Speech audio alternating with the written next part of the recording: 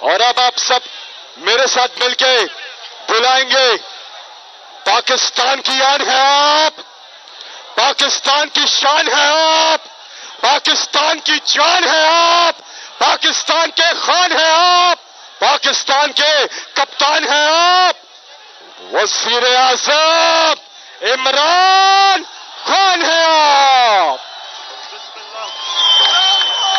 بسم اللہ الرحمن الرحیم۔ ایاک نعبد و ایاک نستعین۔ اللہ تیری عبادت کرتے اور صرف تیرے سے مدد مانگتے ہیں مولا۔ آج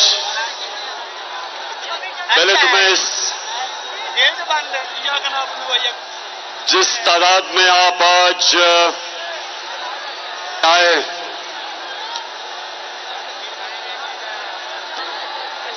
میں خاص طور پہ اپنی بہنوں کو خوش آمدید کہتا ہوں۔ آج وہ ملک خوش قسمت ہے جس کی مائیں اور بہنیں آزادی کا جذبہ رکھتی ہیں، جن میں شعور ہوتا ہے، اور وہ ملک خوش قسمت ہے جس پر اس طرح کے جنونی باشعور نوجوان ہوتے ہیں۔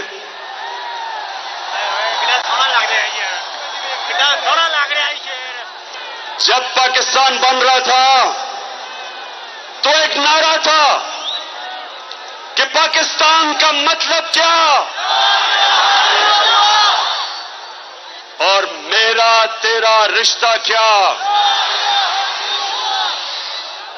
اب لا الہ الا اللہ کا مطلب، یہ میری قوم یہ غور سے سن لو، یاد رکھیں کہ ہم اللہ سے جب کلمہ پڑھتے ہیں جو اپنا اللہ سے وعدہ کرتے ہیں کہ اللہ تیرے علاوہ ہم کسی کے سامنے نہیں جھکیں گے۔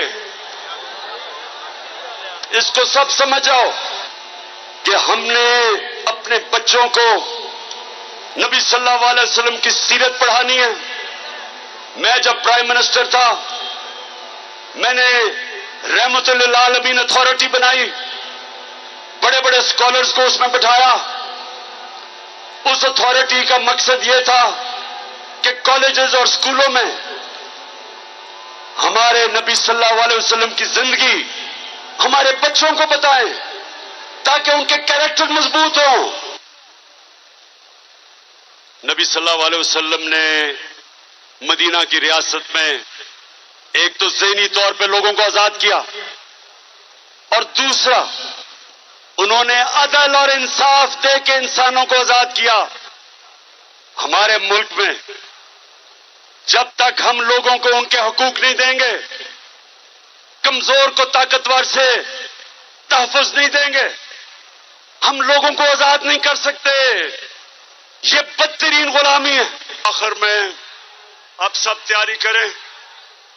آج جدھر بھی پاکستان میں یہ دیکھ رہے ہیں، میں پہلے تو سب آپ کا شکریہ ادا کرتا ہوں کہ آپ میری قوم پاکستان کے لیے باہر نکلے ہیں۔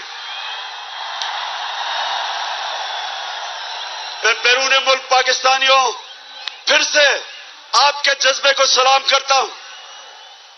میں سوشل میڈیا کے جو ہمارے پاکستانی ایکٹیوسٹ ہیں، جو کی بورڈ وارئرز ہیں، میں آج آپ کو بھی سلام کرتا ہوں۔ کبھی بھی اس امپورٹڈ حکومت کو منظور نہیں کریں گے۔ میں اپنی ساری فیملیز اور خواتین کو آپ کو خراج تحسین پیش کرتا ہوں کہ آپ میں جو جذبہ ہے، آپ آئیں، آج فیملیز آئیں، بچے آئے، اور یہی میں چاہتا ہوں۔ پہلی دفعہ نظر آ رہا ہے کہ پاکستانی قوم بن رہی ہے، ہم ایک قوم بن رہے ہیں۔ ماشاءاللہ، پاکستان زندہ باد۔